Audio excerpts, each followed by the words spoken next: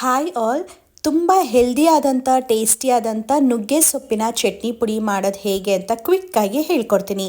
ಮೊದಲು 3/4 kg ಆಗೋಷ್ಟು ನುಗ್ಗೆ ಸೊಪ್ಪನ್ನ ಈ ರೀತಿ ಒಣಗಿಸಿಟ್ಕೊಂಡು ಹುರಿದಿಟ್ಕೊಳ್ಳಿ. ಉದ್ದಿನಬೇಳೆ, ಕಡಲೆಬೇಳೆ 1 ಕಪ್ ಆಗೋಷ್ಟು ಹುರಿದಿಟ್ಕೊಳ್ಳಿ. ಹಾಗೆ 4 ಕಡ್ಡಿಯಷ್ಟು ಕರಿಬೇವಿನ ಸೊಪ್ಪು, ಬೆಳ್ಳುಳ್ಳಿ 1 ಸ್ಪೂನ್, ಎಳ್ಳು 1.5 ಸ್ಪೂನ್ ಆಗೋಷ್ಟು, ಜೀರಿಗೆ 1 ಸ್ಪೂನ್ ಆಗೋಷ್ಟು, ಧನಿಯಾನ ಹುರಿದಿಟ್ಕೊಂಡು ಖಾರಕ್ಕೆ ತಕ್ಕಂತೆ 1 ಇಡಿ ಆಗೋಷ್ಟು ಒಣಮೆಣಸಿನ್ಕಾಯಿನ ಹುರ್ಕೊತಾ ಇದ್ದೀನಿ. ಬ್ಯಾಡಗಿ ಮೆಣಸಿನ್ಕಾಯಿ ಒಂದು 5 ಹಾಕ್ಕೊಂಡಿದ್ದೀನಿ. ಹಾಗೆ 1 ಇಡಿ ಆಗೋಷ್ಟು ಹುಣಸೆಹಣ್ಣು, 2 ಇಡಿ ಆಗೋಷ್ಟು ಕೊಬ್ಬರಿ ತುರಿನ ಹಾಕ್ಕೊಂಡು ಹುರಿದು ತಣ್ಣಗಾದ ಮೇಲೆ ಎಲ್ಲದನ್ನು ಕೂಡ ರುಬ್ಕೋಬೇಕು. ಮೊದಲು ನಾವು ಹುಣಸೆಹಣ್ಣು, ಉಪ್ಪು, ಇಂಗನ್ನ ಹಾಕಿ ಫಸ್ಟು ಫೈನ್ ಪೌಡರ್ನ ಮಾಡಿಕೊಂಡು ನಂತರ ಎಲ್ಲ ಇಂಗ್ರೀಡಿಯೆಂಟ್ಸ್ನು ಹಾಕಿ ರುಬ್ಬಿ ಸಣ್ಣದಾಗಿ ಒಂದು ಮಿಕ್ಸಿಂಗ್ ಬೌಲ್ಗೆ ಹಾಕ್ಕೊಂಡು ಆರಾಕೊಳ್ಬೇಕು. ಒಂದು ಅರ್ಧ ಗಂಟೆ ಆದಮೇಲೆ ಏರ್ ಕಂಟೈನರ್ ಬಾಕ್ಸ್ಗೆ ಈ ರೀತಿ ಫಿಲ್ ಮಾಡಿಕೊಂಡು ಇಟ್ಕೊಂಡ್ರೆ ರುಚಿಯಾದ ಚಟ್ನಿ ಪುಡಿ ರೆಡಿ ಆಯಿತು. ಇದರ ಕಂಪ್ಲೀಟ್ ವಿಡಿಯೋ ನನ್ನ ಯೂಟ್ಯೂಬ್ ಚಾನಲಲ್ಲಿದೆ. ಈ ವಿಡಿಯೋ ಇಷ್ಟ ಆಯ್ತಂದರೆ ಲೈಕ್ ಮಾಡಿ.